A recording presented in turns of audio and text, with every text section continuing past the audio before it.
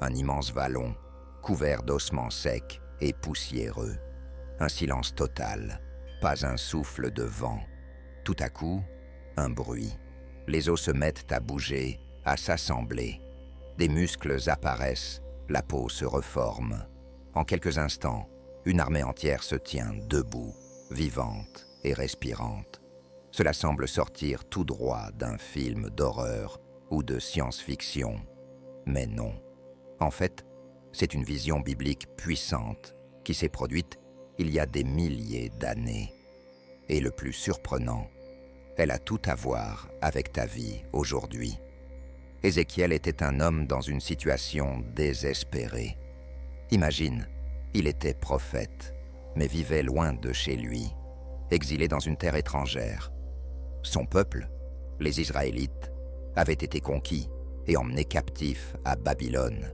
Tout ce qu'ils connaissaient et aimaient était derrière eux.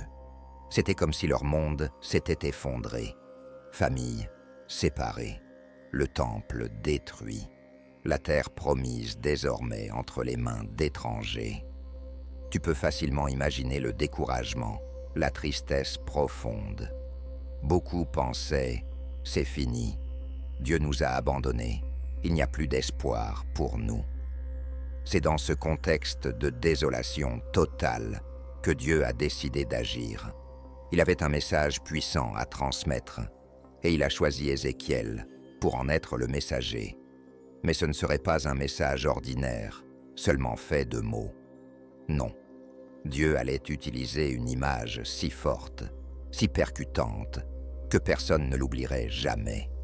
Et c'est ainsi que commence notre histoire. Ézéchiel, probablement un jour ordinaire, sans rien attendre de particulier, sent soudain la main du Seigneur sur lui.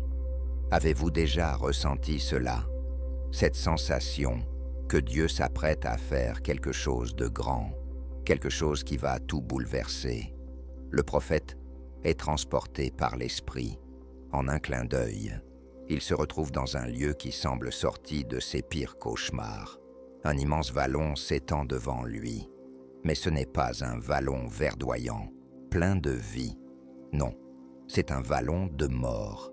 Des ossements, des os partout, des milliers, peut-être des millions, secs, blanchis par le soleil, éparpillés au sol comme si une terrible bataille avait eu lieu ici il y a bien longtemps. Le silence est assourdissant. Pas un oiseau qui chante, pas le bourdonnement d'un insecte. Rien, à part le souffle du vent entre les restes humains. Ézéchiel a dû ressentir un frisson parcourir son échine. Que signifiait tout cela? Pourquoi Dieu l'avait-il conduit dans un endroit si désolé? Il ne le savait pas encore, mais il était sur le point d'être témoin de l'un des plus grands miracles jamais rapportés dans la Bible. Ce vallon n'était pas seulement un cimetière à ciel ouvert. Il était un symbole puissant de l'état spirituel du peuple d'Israël, mort, sans espoir, oublié. Mais Dieu était sur le point de montrer que, même dans la situation la plus impossible, il peut ramener la vie. Et tu sais ce qui est le plus incroyable? Cette histoire n'est pas restée enfermée dans le passé. Elle parle directement à nous aujourd'hui. Combien de fois nous sentons-nous comme ça? Comme si nos espoirs, nos rêves, notre foi étaient aussi secs que ces eaux. Comme s'il n'y avait plus aucune solution. Mais attendez de voir ce que Dieu va faire dans cette vallée. Car ce qu'il a fait là-bas, il peut le faire dans ta vie aussi. Es-tu prêt à voir l'impossible devenir réalité? Ézéchiel se tient là, au milieu de cette vallée sinistre, entouré d'ossements desséchés à perte de vue. Le silence est oppressant, seulement brisé par le sifflement du vent parmi les restes mortuaires. Son cœur doit battre à tout rompre, sa tête essayant de comprendre ce que ses yeux voient. C'est alors que, dans ce moment d'étonnement et de confusion, Dieu lui pose une question. « Fils de l'homme, ces os peuvent-ils revivre ?» Imagine l'impact de cette question. C'est comme si Dieu défiait non seulement la logique, mais toutes les lois de la nature que nous connaissons. Des ossements secs, exposés au soleil et au vent depuis on ne sait combien de temps, redevenir vivants. Impossible, non? Mais Ézéchiel, ce prophète exceptionnel, avait déjà vu Dieu accomplir des choses incroyables auparavant. Il savait qu'avec Dieu, les règles du possible et de l'impossible ne s'appliquent pas de la même manière. Alors, au lieu de se laisser piéger par une réponse rapide et négative, il répond avec une sagesse remarquable. « Ah, Seigneur Dieu, c'est toi qui le sais. » C'est comme si Ézéchiel disait « Écoute, Seigneur, si cela ne dépendait que de moi ou de n'importe quel autre humain, je dirais qu'il n'y a aucune chance. Mais toi, tu n'es pas limité comme nous. Si tu poses cette question, c'est que tu as quelque chose en tête. Dis-moi donc ce que tu as prévu. » Cette réponse d'Ézéchiel est une grande leçon pour nous. Combien de fois regardons-nous une situation dans nos vies et concluons-nous rapidement « il n'y a plus d'espoir ». Un mariage qui semble irréparable, un rêve enterré depuis des années, une maladie que les médecins déclarent incurable, une situation financière qui ressemble à un puits sans fond. Ce sont nos propres vallées d'ossements desséchés. Et c'est là que Dieu vient nous poser la même question.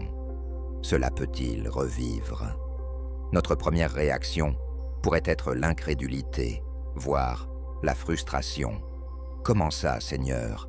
Ne vois-tu pas qu'il n'y a plus aucune chance? Mais si, comme Ézéchiel, nous apprenions à répondre « C'est toi qui le sais ». La question que Dieu pose à Ézéchiel ne concerne pas seulement des ossements dans une vallée lointaine. Elle parle d'espoir. Elle parle de croire que Dieu peut accomplir l'impossible. C'est une invitation à voir au-delà de nos limites et à percevoir les possibilités divines.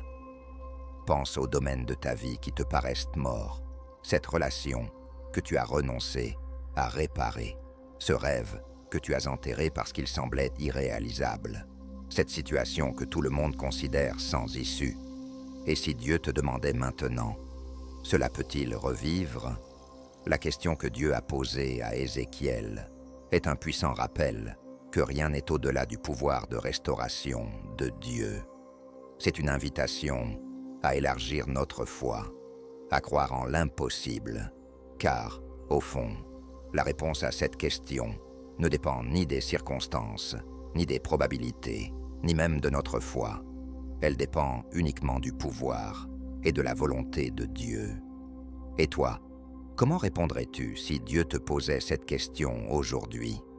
Aurais-tu l'humilité et la sagesse d'Ézéchiel pour dire « Toi seul le sais, Seigneur » ou rejetterais-tu rapidement la possibilité d'un miracle?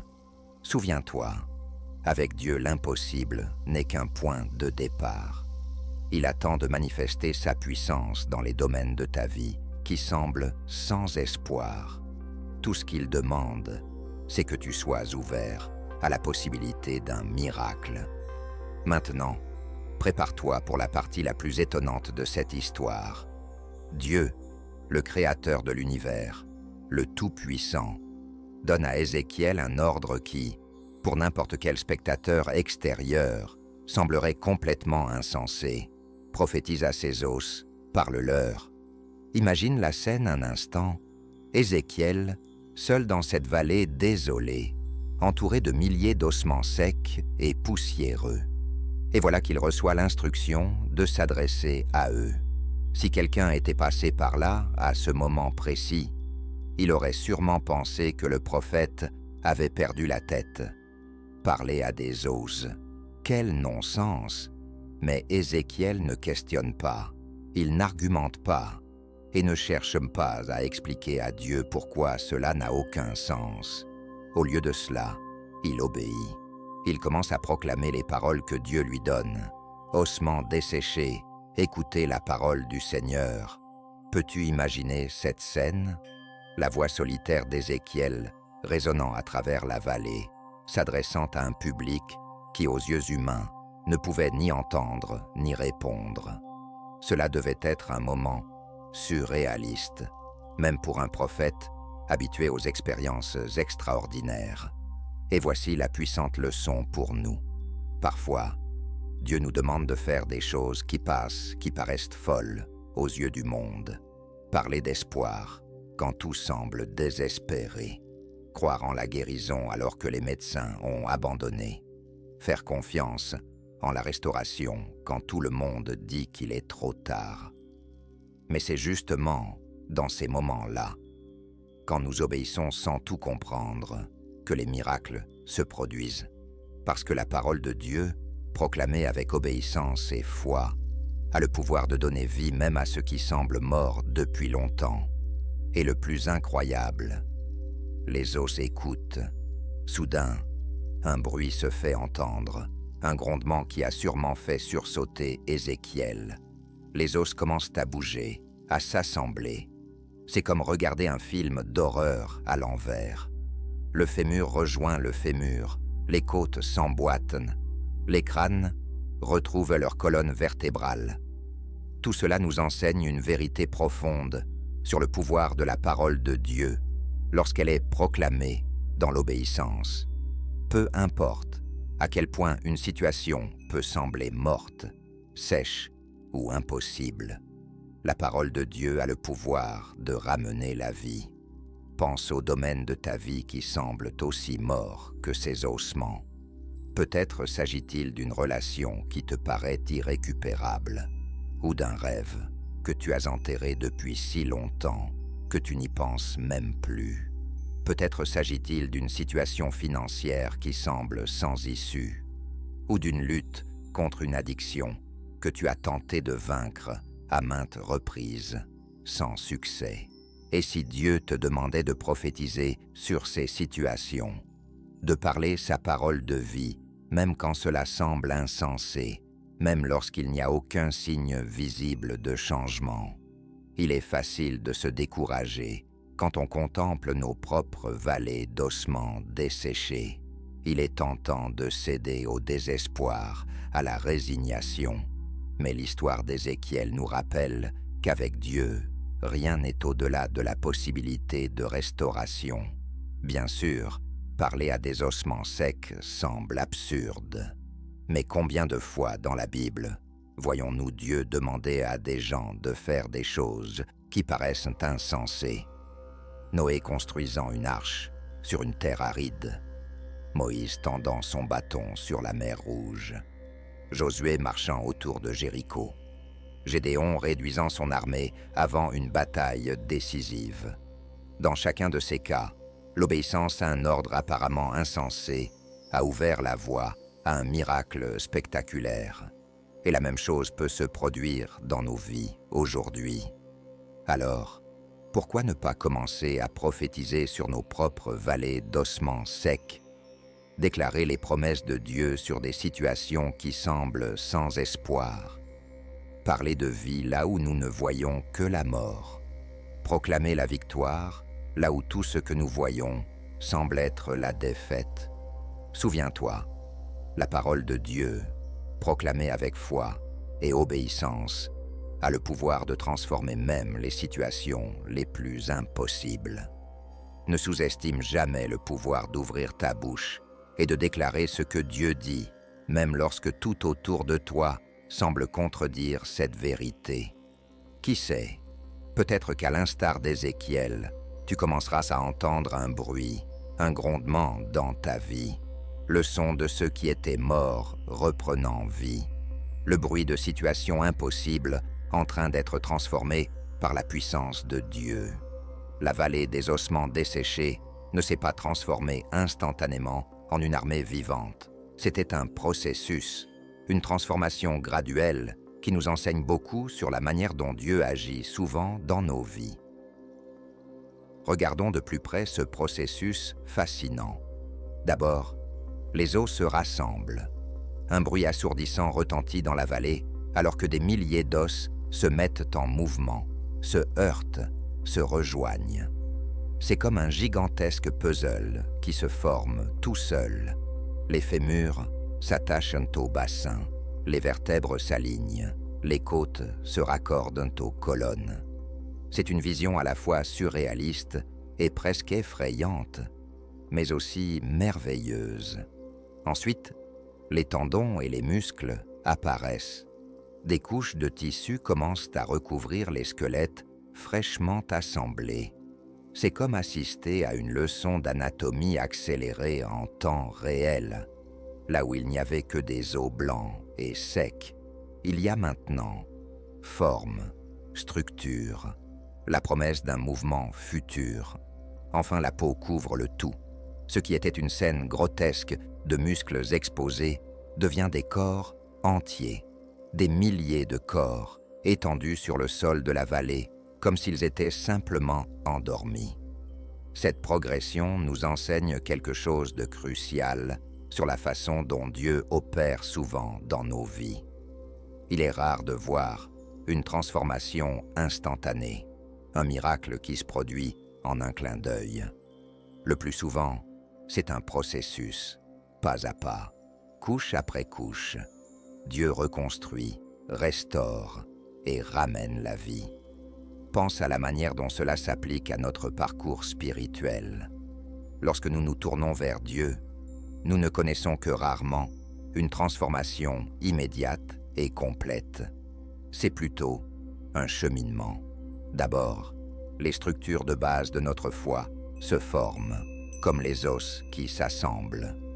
Nous commençons à comprendre les vérités fondamentales de l'Évangile, à développer des habitudes de prière et de lecture de la Bible. Ensuite, comme les muscles et les tendons, notre foi gagne en force et en souplesse. Nous commençons à appliquer ce que nous avons appris dans différentes sphères de notre vie. Nos croyances sont mises à l'épreuve et, au travers de ces épreuves, elles deviennent plus résilientes. Comme la peau qui recouvre le corps, notre nouvelle identité en Christ devient plus visible pour ceux qui nous entourent. Notre caractère est transformé, nos relations sont touchées, notre influence grandit. Mais il faut noter une chose importante. Même après tout ce processus incroyable, il manque encore quelque chose de crucial, le souffle de vie. Cela nous rappelle que, même avec tous nos efforts, notre croissance et nos changements, la véritable vie ne vient que de Dieu. Nous ne pouvons pas la produire par nous-mêmes. Cette transformation progressive nous enseigne la patience et la persévérance. Parfois, nous regardons nos vies ou celles des autres et nous sommes frustrés par l'absence de progrès apparent. Nous voulons voir un changement immédiat, une transformation instantanée. Mais Dieu choisit souvent de travailler au fil du temps, étape par étape. Cela nous donne également de l'espoir. Peut-être es-tu au début de ton voyage spirituel, te sentant comme ces ossements dispersés, déconnectés, sans but. Ou peut-être es-tu plus avancé dans le processus, commençant à voir la structure, mais sans encore percevoir toute la plénitude de ce que Dieu veut accomplir. Où que tu en sois, sache que Dieu n'a pas terminé. Il continue de travailler, de former, de façonner. Et pour ceux qui prient pour les autres, peut-être pour un enfant éloigné de la foi, un conjoint non-croyant, un ami en lutte contre une addiction, cette histoire est un puissant encouragement. Même quand nous ne voyons pas de changement extérieur, Dieu peut être en train de travailler en coulisses, rassemblant les os, préparant le terrain pour une transformation plus visible. La leçon est claire. Ne renonce pas en plein milieu du processus. Ne juge pas l'œuvre de Dieu avant qu'elle ne soit terminée. Continue de faire confiance, continue d'obéir, continue de prophétiser les paroles de Dieu sur ta situation. Parce que le Dieu qui peut faire surgir une armée d'une vallée d'ossements desséchés peut certainement mener à bien l'œuvre qu'il a commencée en toi. et en ceux pour qui tu pries. Nous arrivons maintenant au point culminant de l'histoire, le moment le plus excitant et le plus puissant. Ézéchiel voit devant lui un spectacle incroyable, des corps parfaitement formés, anatomiquement complets, allongés dans la vallée. Mais il y a un problème crucial. Ils sont tous morts. Pas de respiration, pas de battement de cœur, pas de vie. C'est à ce moment précis que Dieu donne à Ézéchiel une deuxième instruction surprenante. Prophétise au souffle, prophétise, fils de l'homme, et dis au souffle, ainsi parle le Seigneur Dieu, viens des quatre vents, souffle, et souffle sur ces morts, afin qu'ils revivent. Encore une fois, Ézéchiel obéit sans poser de questions. Il élève sa voix et appelle le souffle, l'esprit de vie. Et alors, sous ses yeux ébahis, cela se produit. Le souffle de vie entre dans ces corps inertes. Soudain, là où il n'y avait que silence, on entend le souffle de milliers de personnes respirer, se mouvoir, se lever. En quelques instants, une immense armée se dresse. Là où il n'y avait que mort et désolation, il y a maintenant vie, mouvement, énergie. La vallée résonne du bruit des pas, des voix, d'une vie vibrante.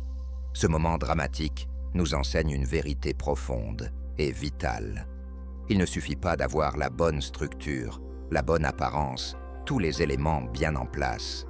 Sans le souffle de Dieu, sans son esprit qui donne la vie, nous ne sommes que des corps sans vie, des églises sans puissance, des croyants sans impact.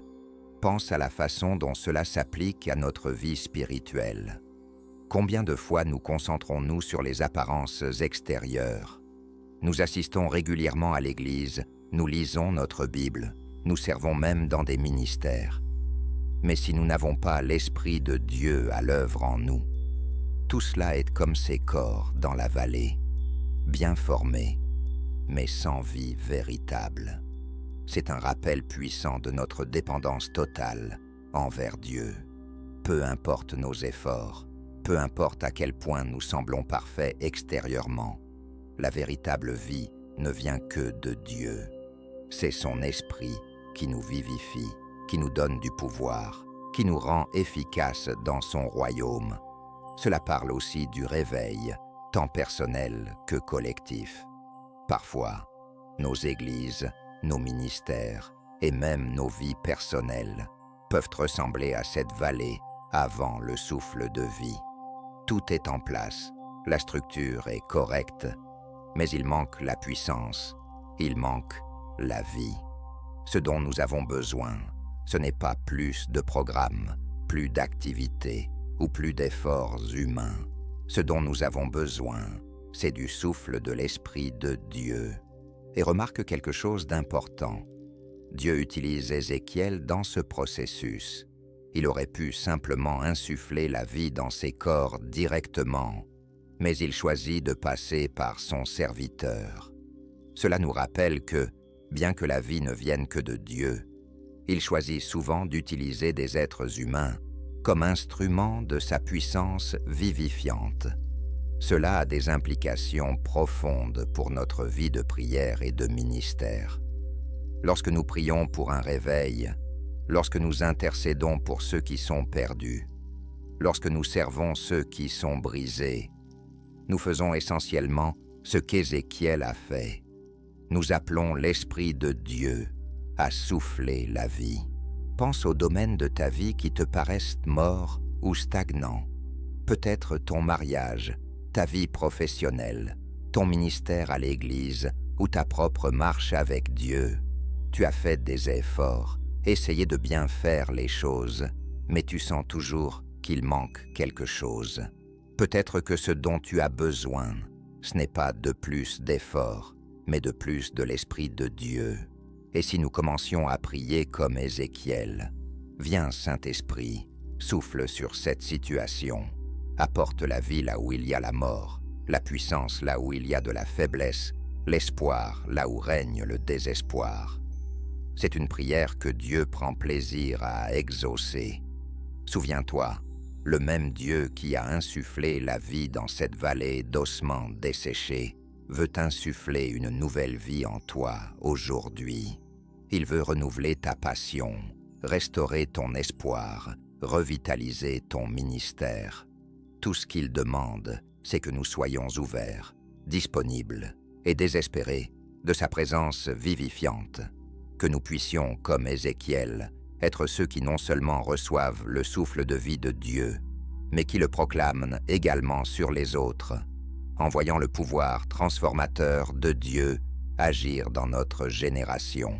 Après le spectacle impressionnant de la résurrection des ossements desséchés, Dieu ne laisse pas Ézéchiel dans le flou quant à la signification de cette vision extraordinaire. Il explique en détail ce que tout cela représente, révélant un message profond, non seulement pour le peuple d'Israël à cette époque, mais aussi pour nous aujourd'hui. « Fils de l'homme, dit Dieu à Ézéchiel, ces ossements représentent toute la maison d'Israël. » Imagine l'impact de ces paroles sur le prophète. Ces os desséchés, apparemment sans espoir, représentaient le propre peuple de Dieu. Mais l'explication continue. Voici qu'ils disent « Nos os sont desséchés, notre espérance est perdue, nous sommes exterminés. » Cette déclaration révèle l'état émotionnel et spirituel profond du peuple d'Israël à ce moment-là. Exilés, loin de leur terre, avec le temple détruit et apparemment abandonné par Dieu, ils avaient perdu tout espoir. Ils se sentaient comme ces os desséchés, sans vie, sans avenir, sans but. Combien de fois nous sentons-nous ainsi, nous aussi? As-tu déjà traversé une période où tout semblait s'écrouler? Tes rêves ont été brisés, tes relations sont en morceaux, ta foi vacille. Tu te sens exactement comme ces Israélites, secs, sans espoir, totalement anéantis. Mais le message de Dieu ne s'arrête pas à la reconnaissance du problème. Il continue. Prophétise donc et dis-leur, ainsi parle le Seigneur Dieu. Voici, j'ouvrirai vos tombeaux, je vous ferai sortir de vos tombeaux, ô mon peuple, et je vous ramènerai sur la terre d'Israël. Quelle promesse puissante! Dieu ne se contente pas de reconnaître l'état désespéré de son peuple, mais il leur promet une restauration complète. Il promet de les faire sortir de leur tombeau, non seulement physique, mais aussi émotionnel et spirituel, et de les ramener sur leur terre. Pour les Israélites, cela signifiait une promesse de retour de l'exil, de restauration nationale. Mais pour nous aujourd'hui, cela porte un sens encore plus profond. Cela représente la promesse de Dieu de nous sortir des tombeaux de notre désespoir, de nous donner une nouvelle vie quand nous nous sentons complètement morts à l'intérieur. Dieu continue. « Je mettrai en vous mon esprit, et vous vivrez. Je vous rétablirai dans votre pays, et vous saurez que moi, le Seigneur, j'ai parlé et j'ai agi, déclare le Seigneur. » Voici le cœur du message. La promesse ne concerne pas seulement une restauration extérieure, mais une transformation intérieure, profonde. Dieu promet d'insuffler son propre esprit à son peuple. Cela parle d'une intimité, d'une connexion profonde avec le divin, qui va bien au-delà des simples circonstances extérieures. Pour nous, en tant que chrétiens, cela pointe directement vers l'œuvre de Jésus-Christ et le don du Saint-Esprit. Par Christ, Dieu nous sort de la tombe du péché et de la mort spirituelle. Il nous donne une nouvelle vie, non seulement de manière métaphorique, mais littéralement, à travers la présence de son Esprit en nous. Le but ultime de tout cela. Alors vous saurez que moi, l'Éternel, j'ai parlé et agi. La restauration, la nouvelle vie, la puissance de l'Esprit, tout cela sert à révéler qui est Dieu, à démontrer sa puissance, sa fidélité et son amour infatigable pour son peuple. Cela nous rappelle que les miracles dans nos vies, qu'ils soient grands ou petits, ne sont pas seulement pour notre bénéfice personnel. Ils sont des témoignages vivants du caractère et de la puissance de Dieu. Lorsque Dieu nous sauve de situations impossibles, lorsqu'il souffle une vie nouvelle dans des domaines que nous pensions irrémédiablement perdus, il se révèle non seulement à nous, mais aussi au monde qui nous entoure. Réfléchis aux implications que cela a pour ta propre vie. Cette situation qui te semble sans espoir, cette relation qui paraît irréparablement brisée, ce rêve que tu as enterré depuis longtemps. Et si c'était des opportunités pour Dieu de démontrer son pouvoir restaurateur? Et si, à travers ta restauration, Dieu voulait se révéler, non seulement à toi, mais aussi à tous ceux qui t'observent? La vision des ossements desséchés nous enseigne que rien n'est au-delà du pouvoir restaurateur de Dieu. Aucune situation n'est trop désespérée, aucun cœur trop endurci, aucune vie trop ruinée pour que Dieu ne puisse la ressusciter. Mais plus encore, cela nous montre que notre restauration a un but plus grand: glorifier Dieu et révéler son caractère au monde. Que nous puissions, comme le peuple d'Israël, permettre à Dieu de nous tirer de nos tombes, de nous remplir de son esprit et d'utiliser nos histoires de restauration comme des témoignages vivants de sa puissance et de son amour inconditionnel. La vision des ossements desséchés ne s'arrête pas à la démonstration de la puissance de Dieu pour ramener la vie à partir du néant. Elle s'étend à une promesse encore plus profonde et complète de restauration totale. Dieu ne promet pas seulement de donner vie à ces os desséchés, mais il s'engage à restaurer entièrement son peuple, à les ramener sur leur terre et à leur redonner leur destinée. Voici, j'ouvrirai vos tombeaux, je vous ferai sortir de vos tombeaux, ô mon peuple, et je vous ramènerai sur la terre d'Israël. Cette déclaration de Dieu est pleine de signification et d'espoir. Il ne s'agit pas seulement de sortir de tombes littérales, mais d'être sauvé de situations qui semblent aussi définitives et désespérées que la mort elle-même. Pour le peuple d'Israël en exil, cette promesse représentait bien plus qu'un simple retour géographique à leur terre natale. Elle incarnait la restauration de leur identité en tant que peuple choisi par Dieu, le renouvellement de leur alliance avec lui et la chance, une fois de plus, de remplir leur dessein divin. Pense à la puissance de cette promesse.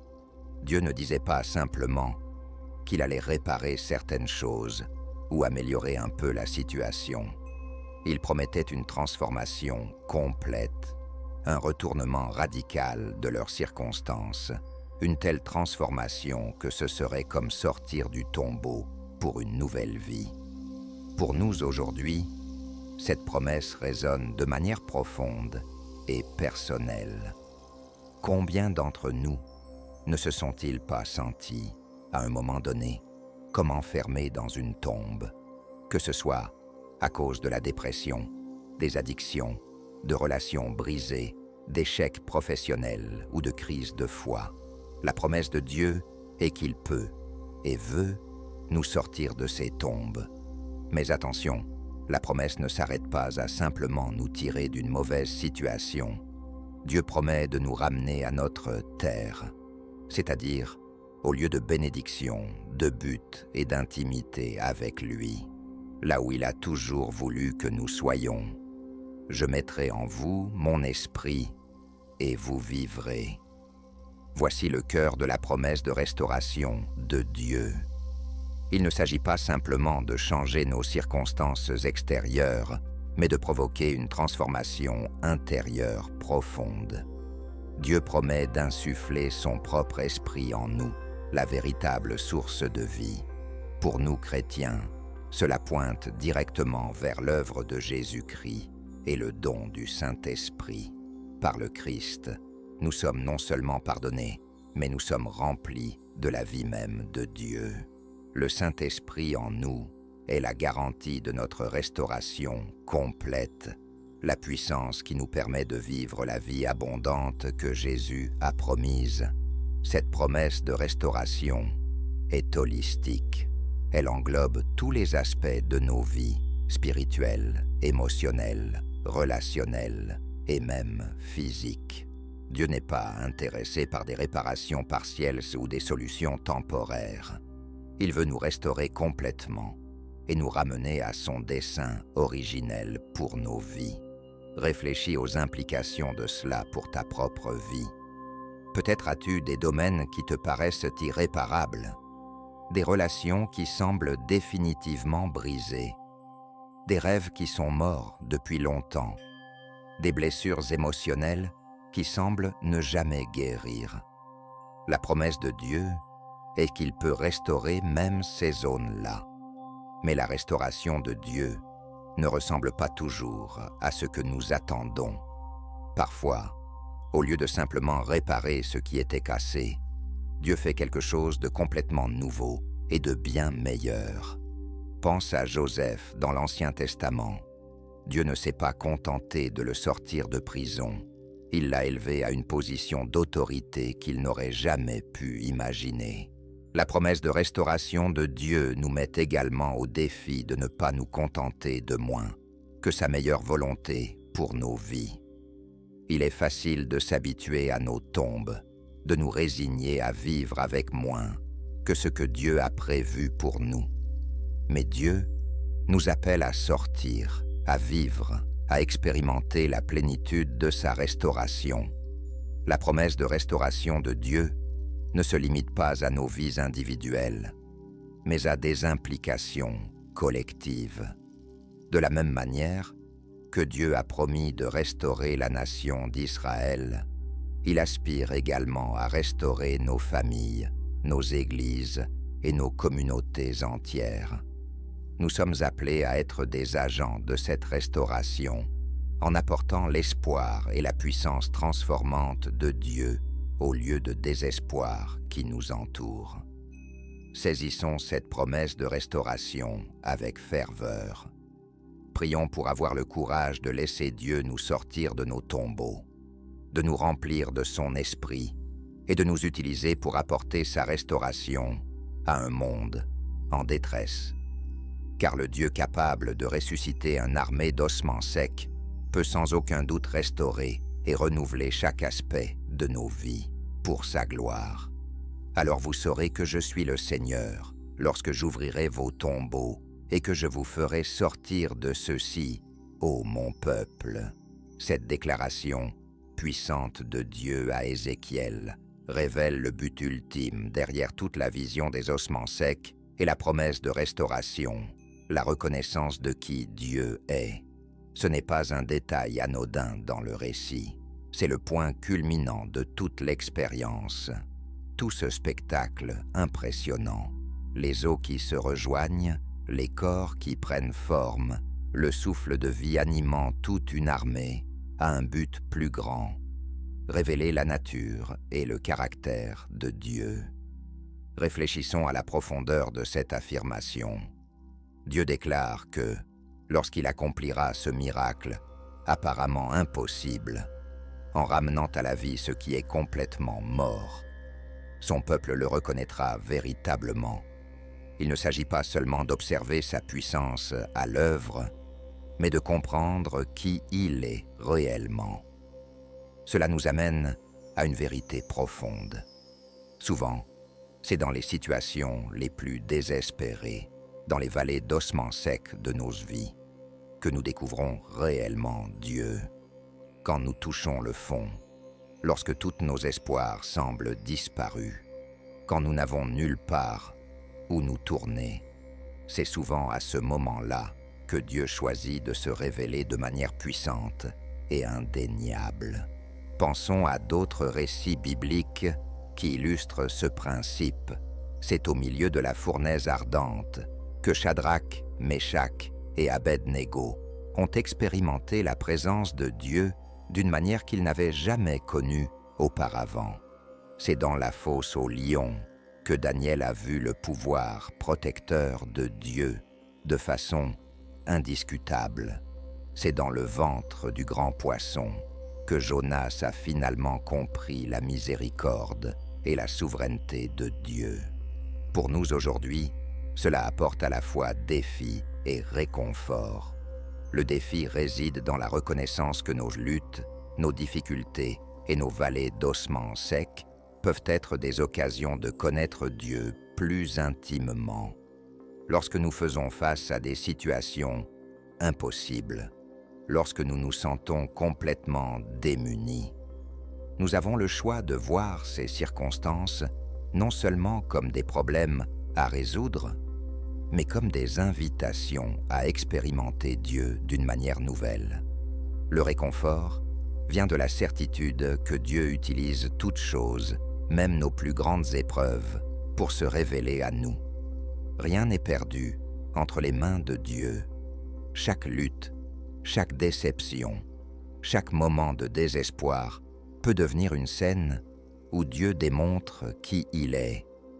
Il est essentiel de noter que la reconnaissance de Dieu n'est pas simplement un exercice intellectuel.